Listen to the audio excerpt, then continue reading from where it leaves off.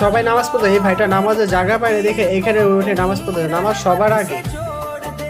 আল্লাহ তাআলা সর্বপ্রথম নামাজের হিসাবটাই নিবেন না, যে বান্দা তুমি আমার জন্য কিনে আসছো, এটা হজের দিন। দেখেন সবাই খুশি, সবাই নামাজ পড়বে জন্য এই জন্য আগে থেকে এখানে হয়ে গেছে। সবাই নামাজ আল্লাহর হুকুম মানার জন্য পেরেশান। আর আমরা কি করি? আল্লাহর হুকুম ছেড়ে আমরা কাজে ব্যস্ত হয়ে যাই। এর জন্য আমাদের একটা না একটা বিপদ থাকেই না থাকে। আল্লাহ তাআলা বিপদ কেউ কোনো বান্দাকে দিতে চায় না। আল্লাহ তাআলা চায় যে আল্লাহর হুকুম মানে। আল্লাহ তাআলা ডাকেন, দিনে 5 বার আমাদেরকে ডাকেন। এই ভিডিওটা দেখলেই সবকিছু মনে পড়ে যায় যে ইবাদতের যোগ্য হলো একমাত্র আমাদের আল্লাহ সুবহানাহু ওয়া তাআলা। আর ইবাদত করতে হবে আল্লাহ তাআলাই।